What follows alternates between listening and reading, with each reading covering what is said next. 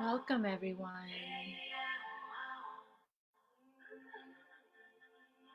A little beautiful chorus heart chakra music to get us started. Welcome, welcome, welcome, welcome. I want to make sure that I'm streaming into the right place. I always take just a second to get myself sorted here before I start. And I also want to give all the sisters a moment to gather. If you're planning on joining me live, welcome. And if you're wandering back to watch the replay, welcome. And wherever it is that you are, or wherever it is, however it is that you're coming to join me, if you would, in this moment, just take a moment to just be here for a moment. Just take a moment to arrive here.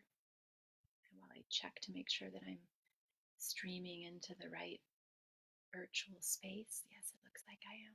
Okay, perfect. And I'll try to keep my eye on this space, but I'm also fully focused on what it is that I want to share, and also feeling spirit here with me, guiding me, and also being mindful of the time and all the things. And so I might miss your comment if you're joining me live, and I promise I will come back and comment, like replay or watch the comments for each of the watch the comments.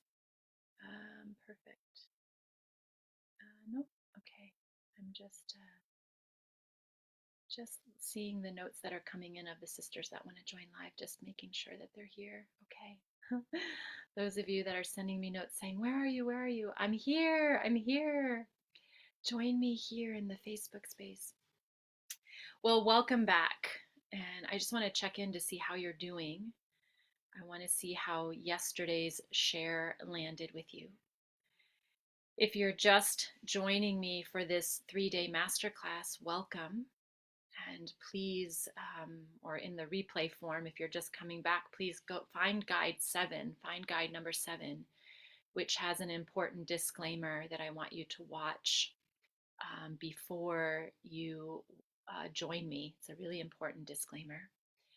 And I would love for you to watch the day 1 live Zoom before you watch this one. So if you're wandering back in replay form, go back, find the first, find guide number 7, and take yourself through guide number 7, and then find guide number 8, which is where day 1 lives, before you come and join me here. for day number 2. And those of you that are here live with me, welcome and hello. I see Autumn's trying to join us. I want to just check in to see that she's sending me messages just to make sure that she can join. And if you're here with me in the right order, watching the replay, oh, perfect, there you are, Autumn. Hi. Yeah, for those of you that are here live with me today, welcome. Please add a little hello or an emoji that expresses how you're feeling right now, so that I know that you're here. And the replay sisters, please do the same thing. When you come to the replay, just find the emoji on your keyboard that expresses the emotion that you're feeling right now, or the way that you're feeling right now, and leave an emoji for me so that I know that you are here. Just like it's like a little timestamp. It's like a little footprint. Thank you for being here with me. I want to start off with a big thank you. All the love and support is like rushing in after yesterday's share. It started last week as I made kind of a big announcement to kind of peek out with my spirit guiding me and begin to feel brave enough to share this. And the love just started to just flood in. And yesterday after I shared, there were so many beautiful messages and lots of love that found its way to me, and I'm receiving fully. And I feel you here with me. And even those of you that are here really quietly, or I do this in some of the groups that I sit in with Jillian and Blue and Megan. I'm the girl that's like in the back, kind of lurking in the back, and just like sitting in the back of the class, just taking voracious notes, or voracious notes, and not speaking up too much, or not wanting to be seen or take up too much space, but just like really wanting to receive. And I see you and feel you here too, those of you that are doing that. And gosh, I honor you in all the ways in which you're here with me. And I also honor that this is not a topic that is for everyone, that this is a story and a journey that isn't touching everyone in my space. And for that, I want to say thank you to those of you that are giving us the space. For those of you that are in my space, that are giving us the space at this moment, who are staying in the space and not saying, well, I'm out of here because this doesn't apply to me. Thank you to those of you who are staying here and who are opening the space for those of us to take right now to have this discussion and to do this healing together when it doesn't resonate with you. This is really huge, and I just want to say thank you. Yesterday was a huge share with a big drop in of context and some dense facts and wisdom about the nuts and bolts of this topic and this healing journey. And my plan today is to deepen into some more heart-based things surrounding our topic of Healed, the teacher of child abuse. Because it's true, as the quote on the intro slide said, in order to let go of the past, we have to get closer to it. And this is sort of an unfortunate but required thing, that in order for us to let go of the past, we've got to get closer to it. And so I'm going to suggest today that we do just that, but we do it with and within and from our hearts, because this is really the place that I've gone on my healing journey. And this, when I go into my heart with this bit of pain, with this part of my story, when I go into my heart, that's where I find the biggest, most beautiful magic and healing, and the result that I think is most aligned with my highest purpose and with the reason why I'm here. But first, I want to invite you to do the most important thing that you can do when you come into any energy field, but especially one like this, and any sister circles in particular, because we are radiating beings. All beings are radiating, but I feel like the feminine energy, the feminine frequency leads. You could have a room full of people and one woman walks in and alters the energy of the entire space. The energy of the feminine is really, really, really big. And so when sisters get together, the energy field can be really, really big. And it's important for each one of us to learn how to attune to the energy in the room. And what does that mean exactly? It means that you first prepare yourself to enter the room, just like you would prepare yourself to go into a physical space. You're going into an energetic space. And so you want to enter very intentionally. And it means that you come into the room well aware of your energy when you enter and feeling centered. So some people do this preparing before, you come to a Zoom like this. You prepare yourself. You have set an intention. You've set your alarm. You've said yes to a Google invitation.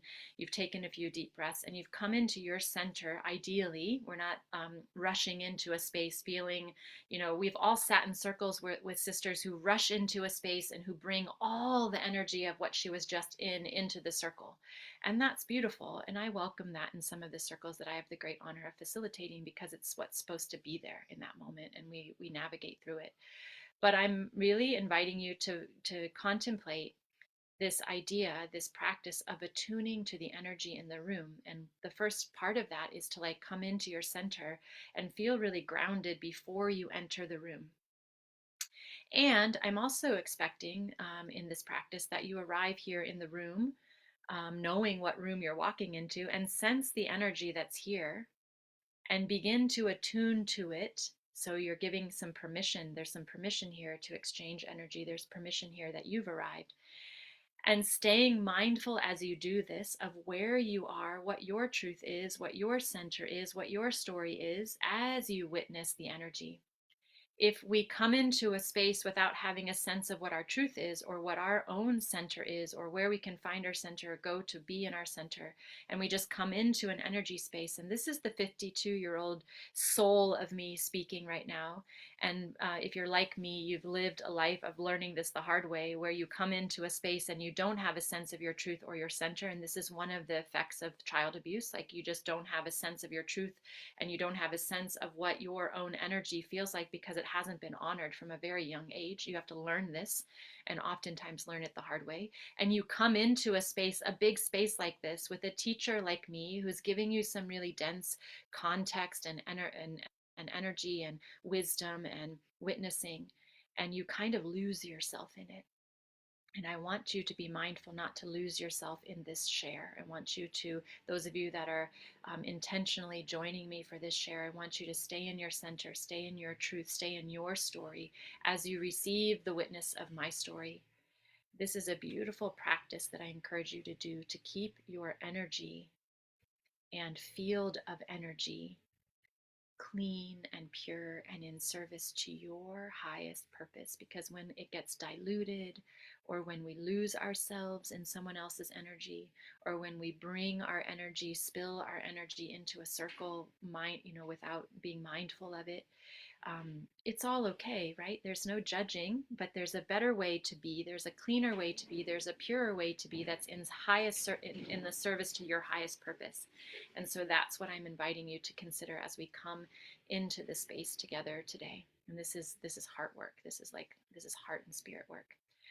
You will hear things and feel things and witness things that test this center of yours and this truth of yours. And the question then becomes, can you attune to your truth, to your energy, to your center, to your story, while being in the room with me? While being in the room with me. And this is a real gift. This is a beautiful practice. I want to welcome you here. And I want to invite us to drop in together, heart to heart, as we feel each other. And I want to open the space for the share today. And I want to welcome you and your energy and your center and your truth and your story here with me as we have this discussion, as I share my experience with you. And I honor you in the ways in which you feel my story coming or my wisdom coming, and you say, no, that's not for me, or yes, that gives me a tingle. I honor the ways in which you're going to attune and come into the room. So let's drop in together and come into our hearts a little bit, and check in with our nervous systems here for a moment. So let's close our eyes.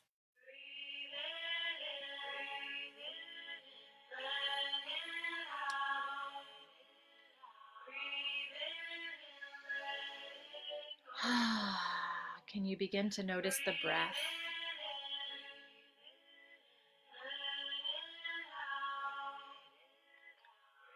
And sense where you are with the breath. Just let's notice the breath. So you're just dropping in, close your eyes, just come into your own body. You know, this is a beautiful part of the practice of attuning, like getting ready to come into space. And I do this in a lot of circles that I sit in. I just ask sisters to gently close their eyes. When you close your eyes, you come into your center. And just notice the breath. Is your breath in this moment even paced? Is it slow and steady and soft? Is it deep or shallow? Is it rushed? Is it breathing you, or are you breathing it in this moment? And I know this is a fast question because you've just come into this energy, you've just come into this room. Can you begin to notice with a heightened sense what the quality of your breath is in this moment?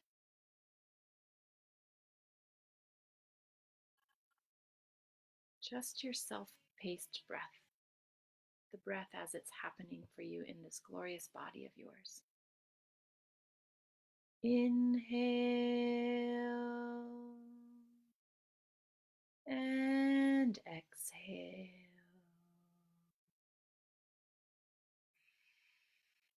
Inhale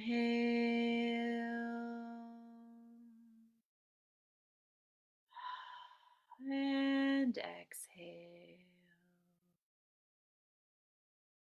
On the next breath, can you inhale at the count of 4?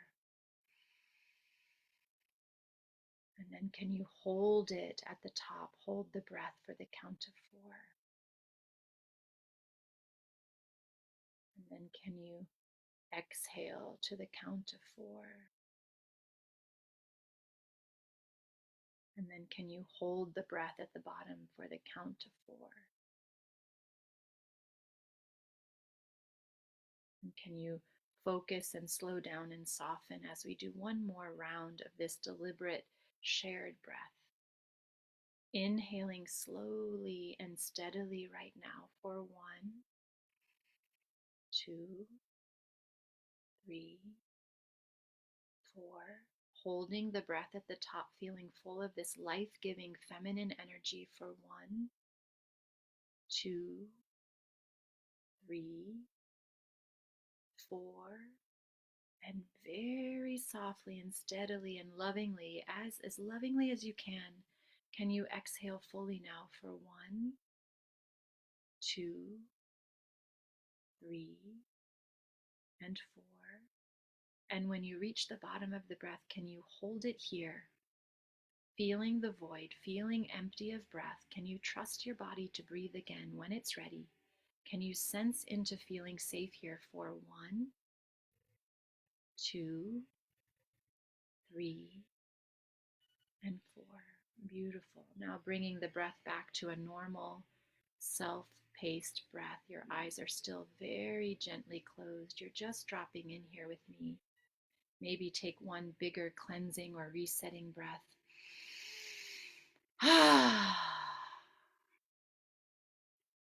Checking in with yourself, with your nervous system, with your heart rate, with your pulse. Our breath, especially those of us who live with trauma in our bodies, is a beautiful place to start with practices that self-soothe, that calm us, that regulate us, and that even heal us. In this simple box breath, this box breathing with 4, 4, 4, and 4 that I just led us through is a practice that I return to again and again and again. It's been an integral part of my own healing journey, and it's one of the many practices that I guide us through in my Soften Sanctuary, which is my monthly membership where I do 2 practices a week. Keeping your eyes closed for just one more moment, can you come into your heart now? And what does that mean? Just drop into your heart. Just bring all your awareness from your mind. Just see if you can follow the light, the energy, the feeling and very intentionally just land somewhere in the middle of your chest, sort of to the left side.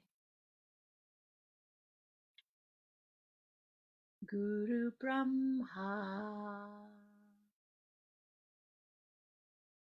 Guru Vishnu, Guru Devo Maheshwara, Guru Sakshat Parabrahma, Tasmai Shri Guruve Namaha. Tasmai Shri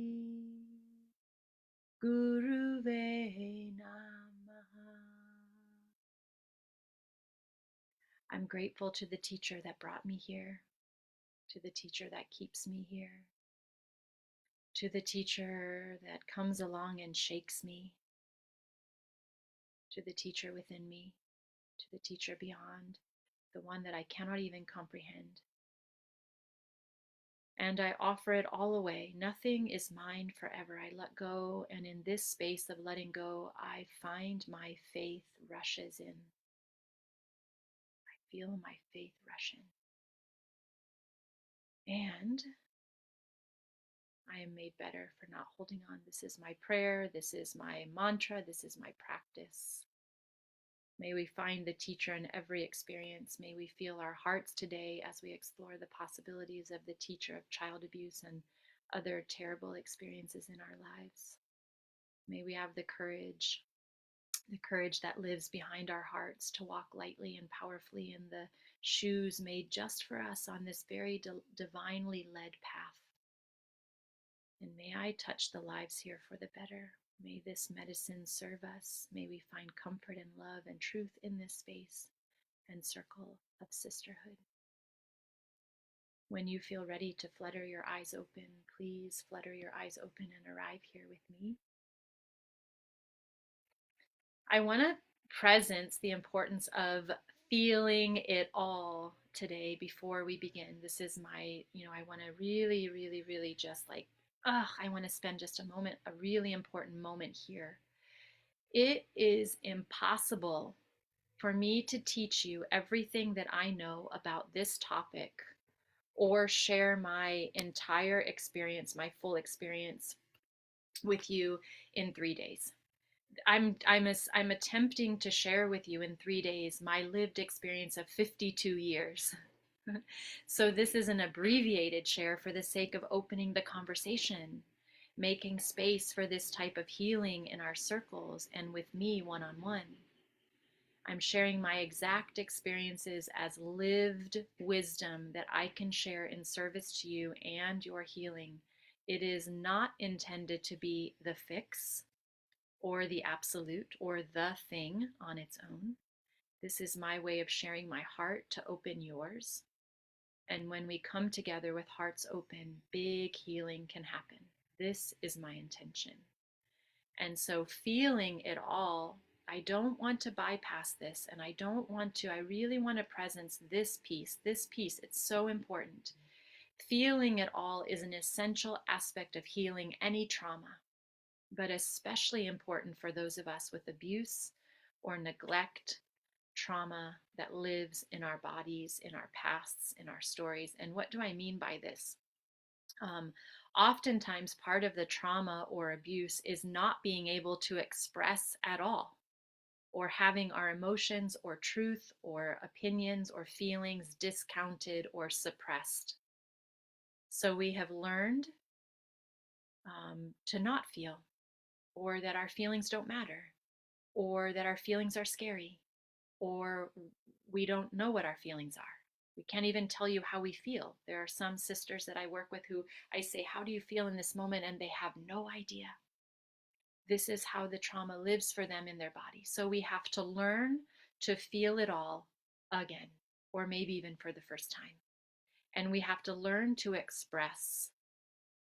And we have to learn to feel safe doing this. And this is an essential aspect of healing child abuse in my experience. Feeling angry, feeling like a victim, feeling sad or depressed, feeling broken or alone, feeling unable to whatever, fill in the blank. Feeling it all is so important. It may have come across yesterday as I was setting the stage and giving us a really solid foundation, a riverbed to flow in yesterday. This context of the story, accepting the story, finding the teacher in the story. It may have appeared to you as if I bypassed the feeling part of the story, and that's not true. I saved that for today so that we can now feel in this safe place of acceptance and of knowing our story and of knowing what the story is defined in some real words. And hopefully, in that context of the masculine, of setting the stage and creating this strong foundation for us yesterday, now we can really presence this idea of feeling it all. As you name your truth, your story, as you come to terms with what has happened and work towards acceptance, as you make the list of outcomes that this abuse has had on you, as you learn to love these things about yourself, as you find your faith with all of it, as you transmute it into something, as you consider it as a teacher, feeling it all along the way is so important. It's so important. And it is what I have made my life of 52 years about. And it is also, those of you that have been here with me for a long, long time, you've watched me feel it all out loud in what I share in my writing, in what I share in my traveling, in what I share in how I've created my own life, my beautiful life of aloneness, in what I share in my poetry. I have felt it all along the way, and I have shared this feeling all along the way, and it is so important to find your way with this. Breathing into the corners, feeling each one, filling up, taking in life and love, pausing in fullness, gratitude, letting go, divine purpose, out like fire, catching, floating, touching, igniting, paused again with emptiness, void, suspension, contrast, sacred space, time travel, finding the love in being human, slow dancing with life on my breath. The universe is my partner and source plays the flute. I feel it all. Page 67 of my poetry book. Where are you with feeling this story? Are you able or are you stuck? What feelings feel on the surface or easy to name or access, and which ones feel impossible or sticky or scary to face? What feelings about this have you never felt? What feelings about this do you feel often? How do you feel it all? How do you, each one of you, listening to this, watching this, witnessing this, feeling this, how do you feel it all? Well, you create space, safe space for yourself to feel, little by little. This is my experience. You ask for help. I haven't been able to do it all on my own. I've leaned on, numbing tools. I've numbed myself. I've distracted myself when I can't feel or when I don't want to feel something. I seek a loving guide. I've sought all kinds of loving guides to help me feel things that I can't feel on my own or that I don't even see as part of my story. I have an Ursula here in Paris that helps me, that guides me, and she's my lens, my perception, my guide. She helps me to see things in my story that I don't see for myself. She asked me last year, "How does your throat feel?" And I couldn't tell her. I shared this writing that poured out of me after she unlocked this, after my throat chakra was literally cut open. I've needed knives to feel it all. I've needed the help all along the way. You surround yourself with love. You go slowly. You find your way. You ask God, and you begin to feel, to feel, to feel, and to feel. And this is what I think it means, that quote that comes from The Body Keeps the Score that I opened this share with, that you have to go into it. You have to go back into it before you can let it go, before you can find some peace with it, before you can maybe even transmute it into love. Some of the things that I'm going to share today will evoke feelings about this experience for you. That's my intention. See how you respond to these invitations. Do they feel like an open hearted possibility? Or do they feel like climbing a mountain that looks impossible to summit? I invite you to start with baby steps. And I'm here to help you. This is not me just saying, okay, here's the wisdom. You're on your own now. Here's the map. Find your way. That's not what this is about at all. I'm feeling guided by spirit to share my experience from the other side of it, as I shared yesterday in day one, to show you what's possible. And I'm also staying here, walking beside you and offering you my help. Let's talk about this idea. I'm going to switch gears now as I've opened our hearts and as we've dropped in and as we're feeling into our nervous system and as we're attuning to the energy we've walked into the room. Yesterday, I led you to the possibility of considering child abuse or any terrible experience as in your life as a teacher. Notice how I just kind of wrapped my arms around all of us. So those of you that are witnessing this share out of curiosity or wanting to be here to show your love and to be holding space for all of us, this applies to you too. Are there terrible experiences in your life that you can see might be a teacher for you? I led us to the possibility of considering this.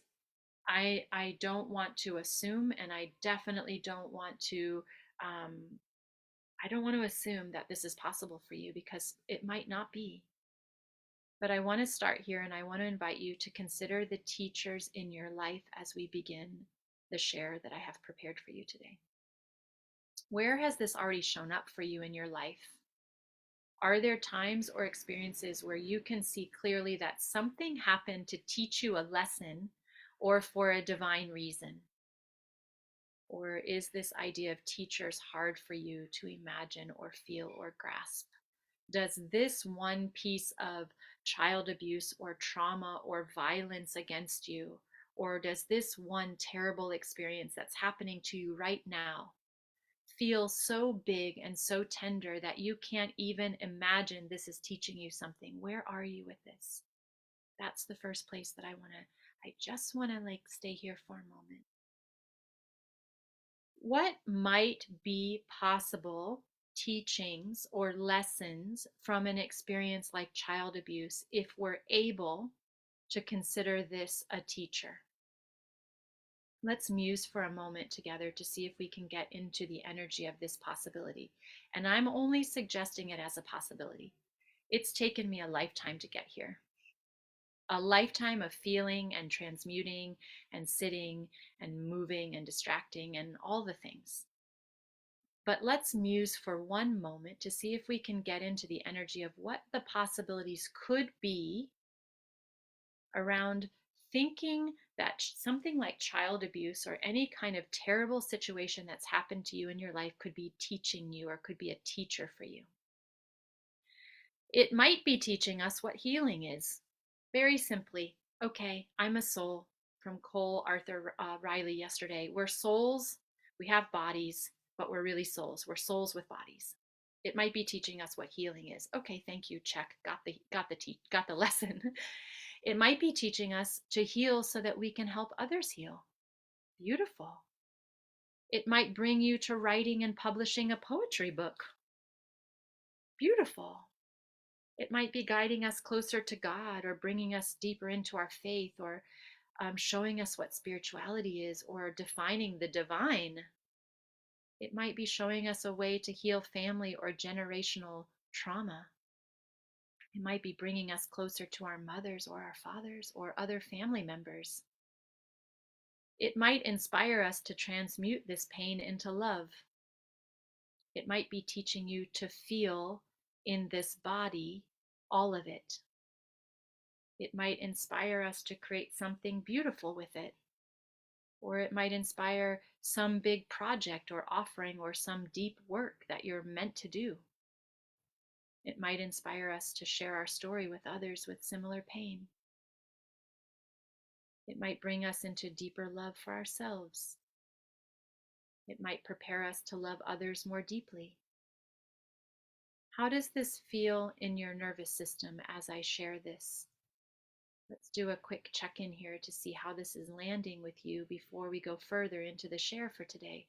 Does this open up something for you, or does this resonate or give you an aha moment for something that's happening for you or that has happened for you? Is this happening for you right now? Is there something really major and really terrible and really incredibly painful happening for you right now in your life, that as I read that list and as we muse together right now, you feel like, whoa, yes, I'm feeling this deeply in my body, and maybe that's it? Or does this trigger you or feel confronting in some way? Does it feel impossible? Does it feel like a bunch of hooey? Does it feel like bypassing? It's all okay. It's all okay. That's it. It's all okay. Radical acceptance. And it's okay if you cannot imagine your experiences teaching you anything. This is okay. It's all okay. Be wherever you are, attuned to your truth, sense into your nervous system. This is my truth. This is my story. This is how this has served me. This is how this has given me new breath, deeper breath. This is how this has given me some magic. This is how this has given me peace and freedom. This is how this has healed me. Um, does it resonate with you? Does it feel like it can also be yours? Does it feel like a remembering? Does it feel true, or does it not? Just check in with yourself. No matter where you are with the teacher aspect of this healing, this next piece that I want to touch on applies to all of us. And I mean all of us. The sisters here who share a common childhood story with me, and the sisters who don't. We all have an inner child. And this is the place where I want to land next. Who is your inner child? Do you know her? Do you sit with her? Do you hear her? Have you forgotten her? Do you honor her? Is there anything unresolved or unhealed or unheard with her? Going to this exact place is a big, big trigger. So going in gently, carefully, and safely is what I highly, highly, highly suggest now as I tippy toe in and as I want you to tippy toe in behind me. I'm going in first. Oftentimes this looks like guided meditation, sitting still, silence, journaling, meditation, prompted conversation, therapy, or some somatic work. I've done that with lots and lots of healers. Like, get into your body, get into this part of you, get into your inner child. Like, what does she want to say? Ecstatic dance. For me, it looks like identifying the times in my childhood when the pain of the abuse was really, really intense. And the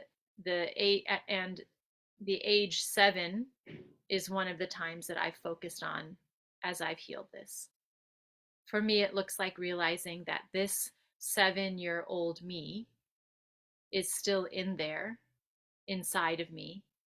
And you may have a 10-year-old too, and a 14-year-old too, and an 18-year-old inner child. And maybe you have an inner child for every year of your childhood. This would be an interesting curiosity. In most cases, when we talk about inner child work, we talk about identifying the inner child that was affected by something painful that has caused an outcome that is on the list of outcomes I invited you to write about in yesterday's share. And I want to show you, if I can navigate this, I want to show you something. Oops.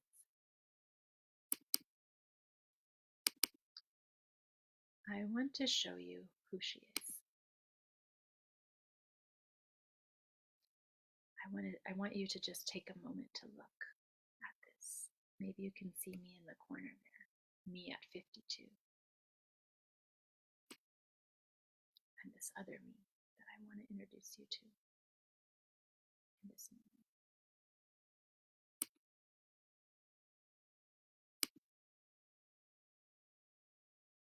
The 7-year-old inner child of me feels abandoned by her mother, who she thinks left her at the age of 7.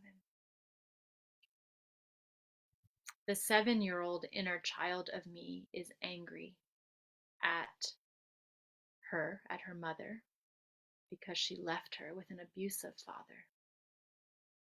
And the 7-year-old inner child of me is very timid and afraid to show emotion and deeply sad and hurt and scared and guarded and untrusting because of the abuse that she endured by her father.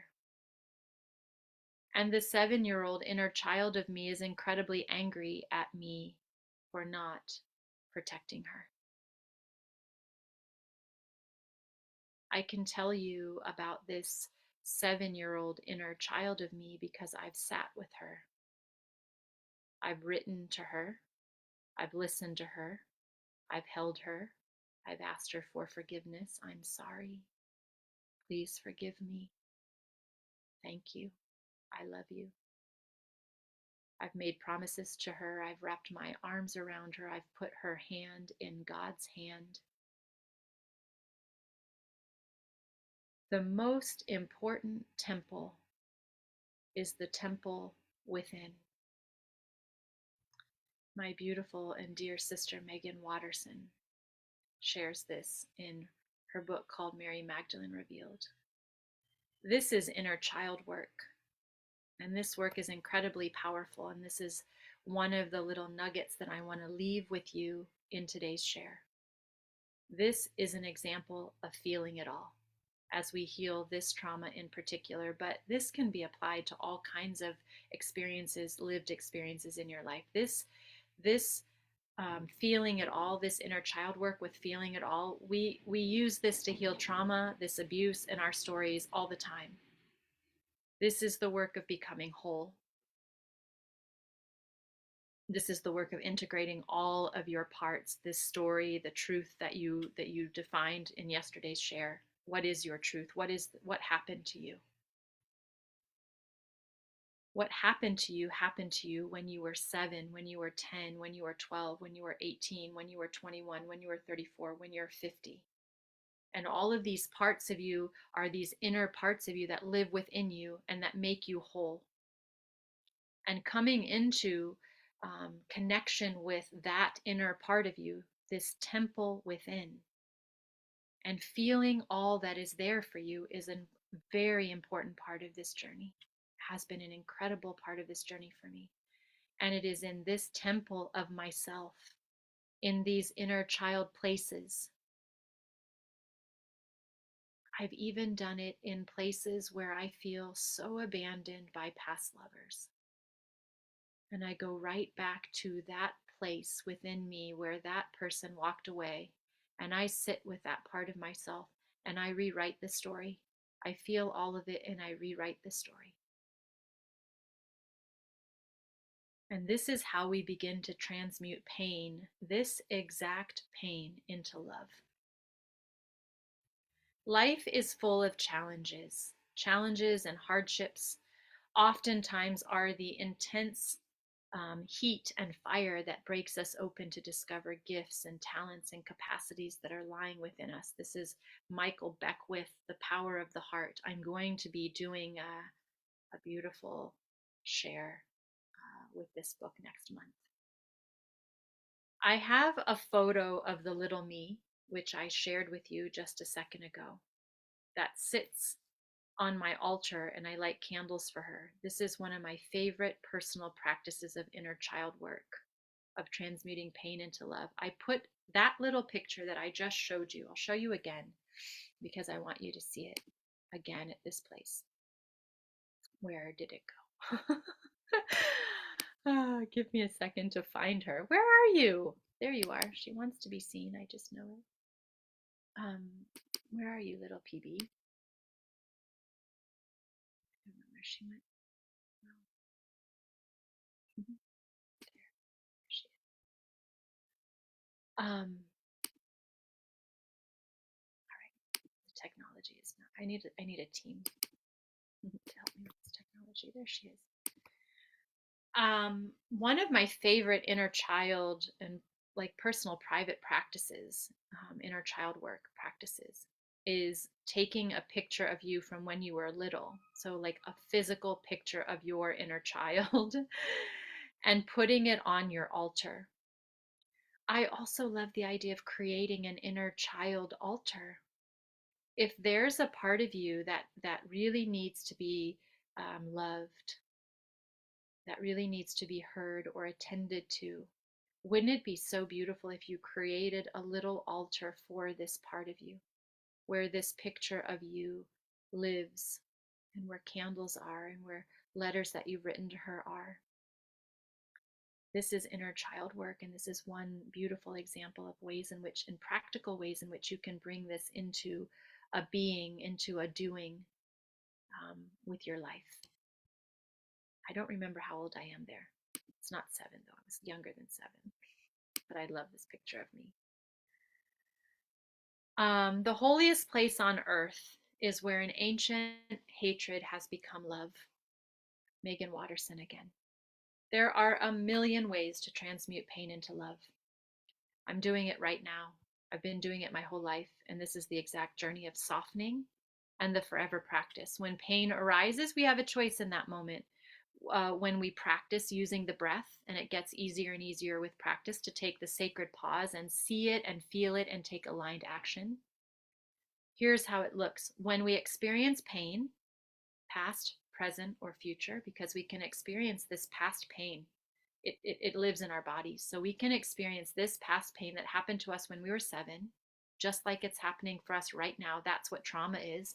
It's reliving the past pain over and over and over again. When we experience this pain, past, present, or future, it brings us into our body in an instant. Thank you. I'm in my body. And this is the point of being here, by the way, in your body. The body has 2 essential parts with this practice of transmuting. It has the mind and it has the heart. So when you feel the pain, feeling the pain is the pain coming into your body. And the body is the whole reason for being here. Okay? When we get into the body with this practice, we realize, okay, I'm feeling the pain right now. And I know as I'm in my body, and this practice takes a lifetime. I know as I'm in my body right now, there are 2 places where this pain can go. This pain can go into my mind, or this pain can go into my heart. The mind, if it goes into the mind will spin and spin and spin. And it will protect, and it will create story, and it will trick you. It's amazing to watch the mind. Do you ever mind your mind? This is a practice for another day. Bookmark this place on the replay, like look and see what time stamp it is right now, and come back. If this is giving you a little tingle right now, schedule a call with me to muse about this practice of minding the mind, of witnessing the mind, of watching the mind as it takes you on a journey. Oh, it takes you kicking and screaming. It's a beautiful practice.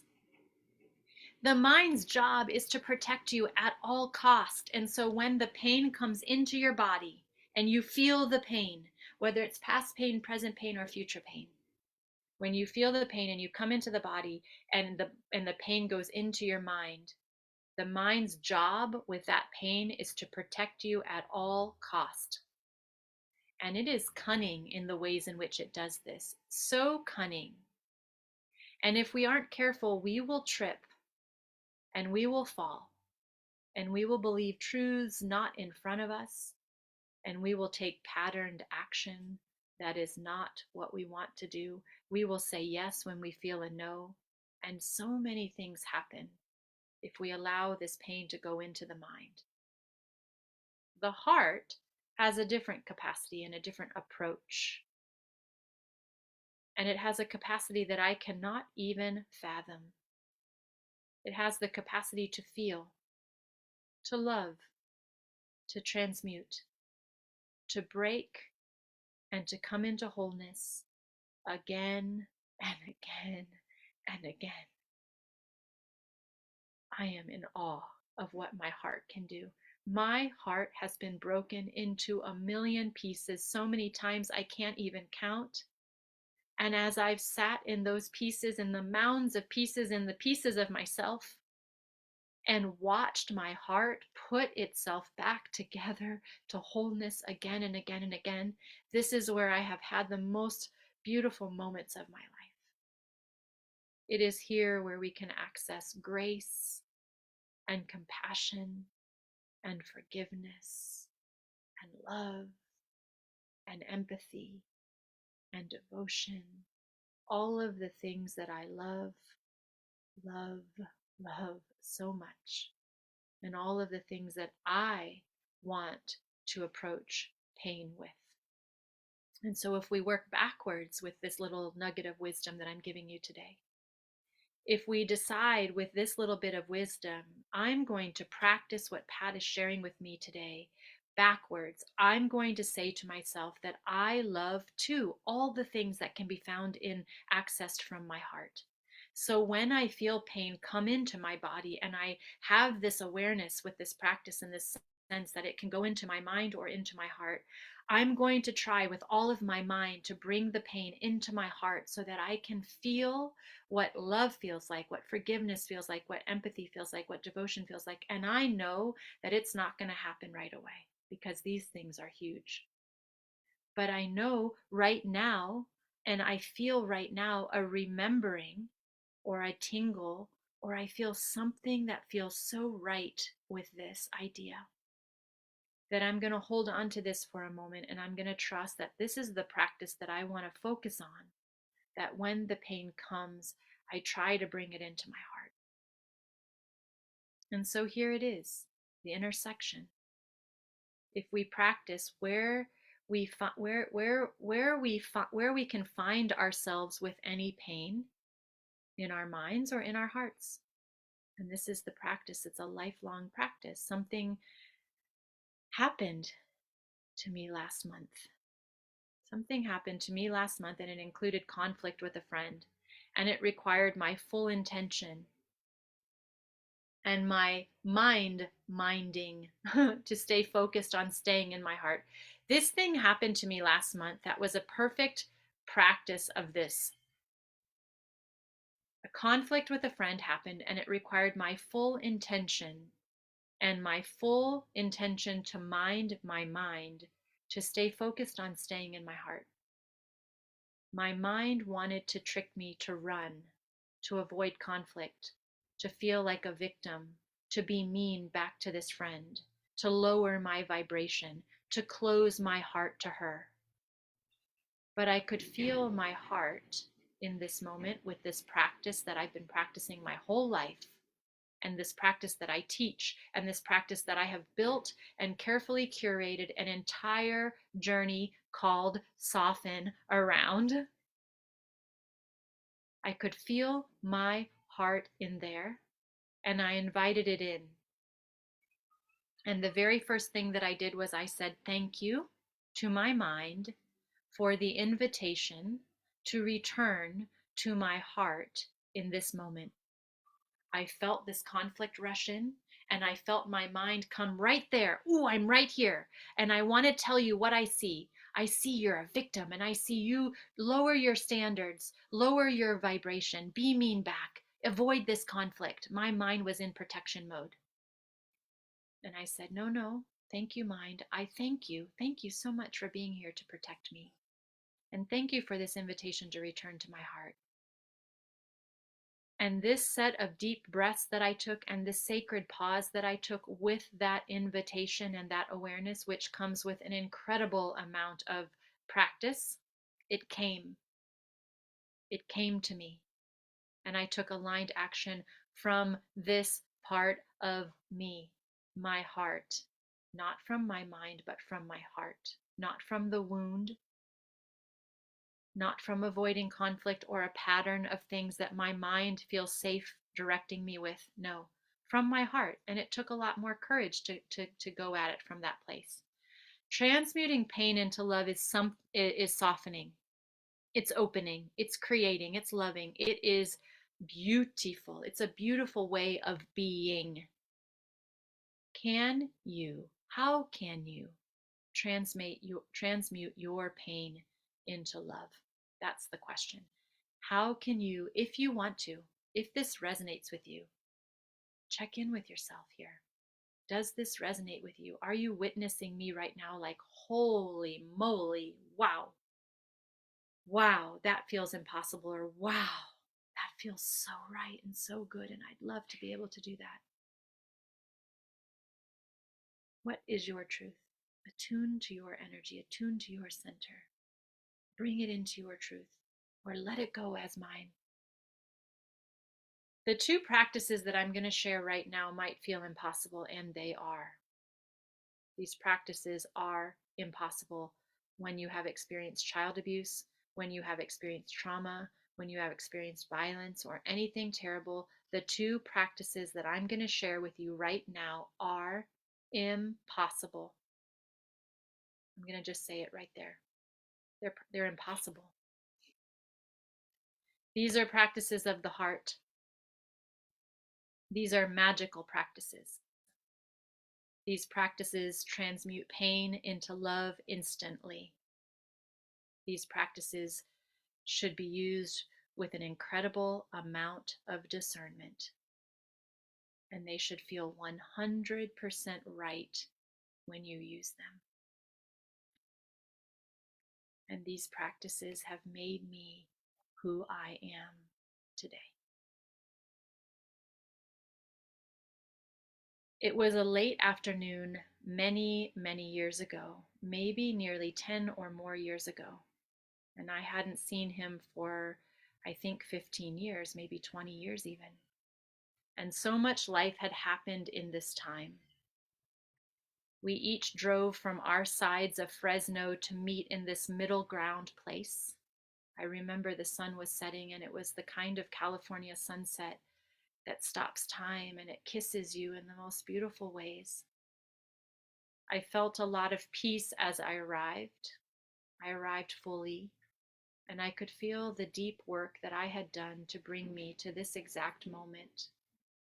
The bhakti, the prayers, the forgiveness, the conversations with the little me, the service, the writing and traveling and wandering, and the incredible amount of love, love, love, love for myself.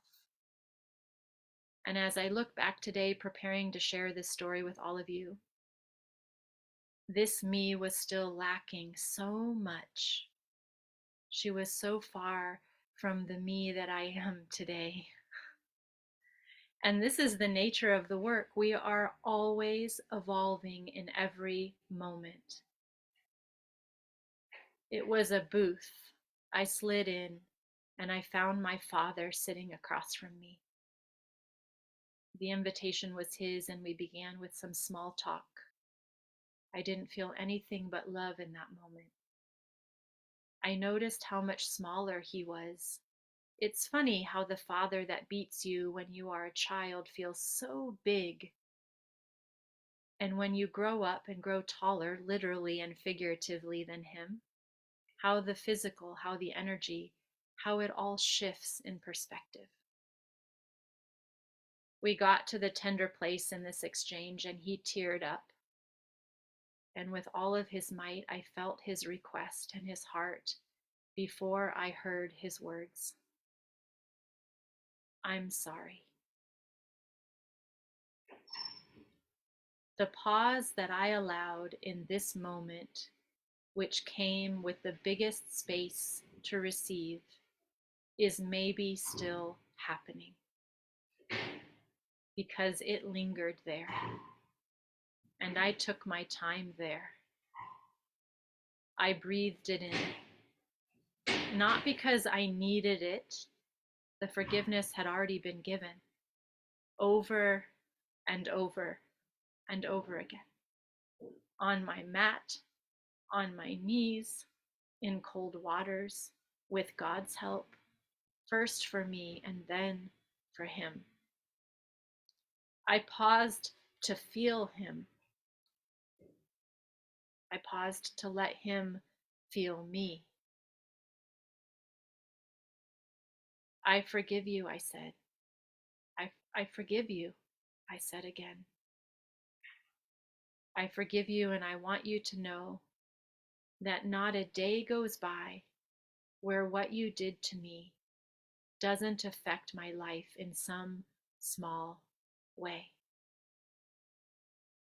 I swallowed, and I felt the courage behind my heart come to the table. In every relationship with a man, how I value myself or don't, in what I think I deserve, in how I cannot speak my truth. I took a deep breath. I forgive you, I said again, but I just want you to know that it's still here with me.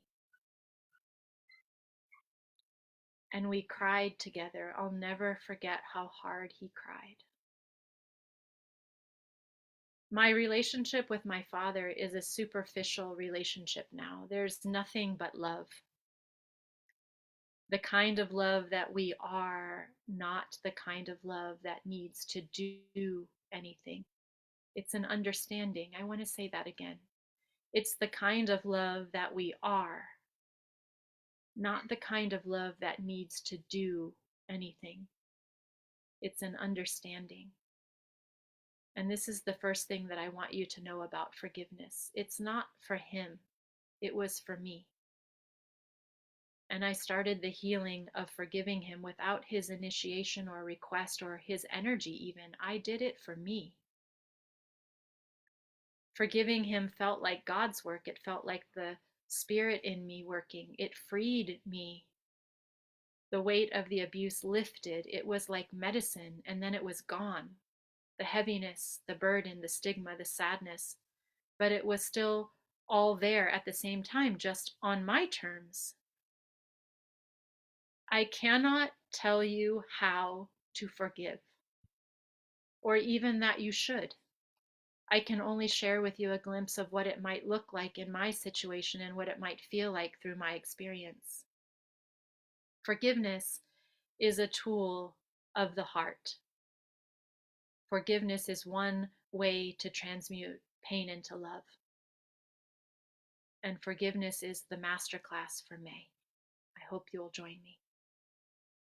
The forgiveness of my father's abuse began on my mat in San Francisco with my dear, beloved teacher, Rusty Wells, during my yoga teacher training years and years and years ago. At the end of the practice, Rusty led us through a common bhakti practice called metta. And when he asked us to consider someone who has wronged us or caused us pain, my father's name and face came to me immediately, and I lost it. I was a sobbing mess, and I knew that he was the one. And I offered this prayer to him over and over and over again. And this is how the forgiveness started to live in me and for me. The practice of metta is the second practice. Forgiveness is the first practice that I want to offer you today that transmutes pain into love instantly. And it is one of the two impossible practices. They are impossible. I would like you to close your eyes for a moment. As gently as you can, close your eyes for a moment. And take your left hand and place it on your heart and spread your fingers really wide here. Feel your heart in this body, in your hand. And begin to bring your attention to your breath. Slow, easy, self-paced breaths. Find yourself in your body. Let everything else fall away. Keep your eyelids gently, gently closed. And keep your ears closed, but just open, just barely enough so that you can hear me through them. Coming as deeply as you can into your heart, holding it in your left hand. Can you imagine for a moment somebody that you love? Think of them sitting here with you. Imagine their face, see their face sitting before you. Maybe they're sitting right in front of you, just this person that you love. They can be here with you now in this life, or they can be someone who's not here in the flesh with you anymore. Feel them here with you. Look right at them, into their eyes. Feel their energy. May you be happy. Say this to them. May you be healthy. May you be free from harm and free from suffering. And may my life touch your life for the better. And now, as you watch them fade away, can you imagine somebody that you don't know? Maybe somebody in the collective, somebody that's without. Maybe a stranger that you passed on the street. Maybe somebody that you saw in a cafe recently. Just collecting, or just connecting with the collective energy, just coming into the hearts of all of it. Another human that you maybe don't know. Can you just bring this energy into you? Can you feel the connection of the collective energy? Can you think of this stranger, of this person that has less than you? And can you say to them, may you be happy on this day somehow? I know you're without, but may you be happy today. And may you be healthy. And may you be free from harm and free from suffering. And may my life, in some way, may my life touch your life for the better. And let this be a reminder to you to smile to that person next time you see them, to serve that person next time you see them, to offer your heart, to offer your life, to offer everything up in service to this collective energy. And let this fall away now. And this next one is really impossible. Really impossible. If you're living with the story of child abuse by the hands of your father, can you bring your father into this field of energy now, into this practice? Maybe not today. Can you think of somebody who has caused you pain or is irritating you right now, somebody that you don't like? And can you offer them this same prayer? May you be happy. May you be healthy. May you be free from harm and free from suffering. Can you feel your heart right now doing the impossible, transmuting this pain and suffering of yours into prayer, into love, into the energy of what you are? And may my life touch your life in some way for the better. I know for a fact that my father's life has been touched for the better by having the daughter of me.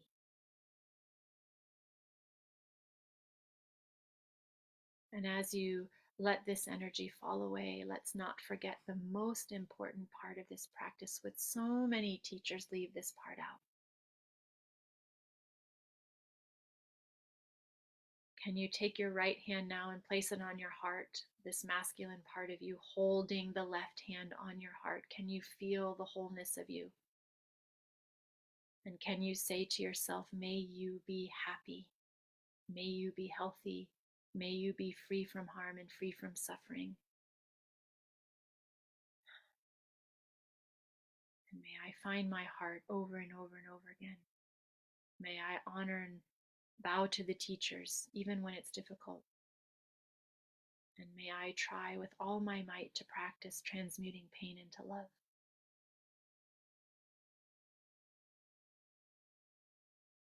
Maybe taking a breath here, letting this just, integrating this. And when you feel ready to open your eyes, that's the metta prayer, the metta practice. Feeling it all, finding the teacher, transmuting pain into love, forgiveness and metta. These are today's inspirations, today's invitations for you. I recognize that I've brought a lot here for you today. This is what happens when I show my heart, when I open my heart in service to wanting to open yours and serving yours.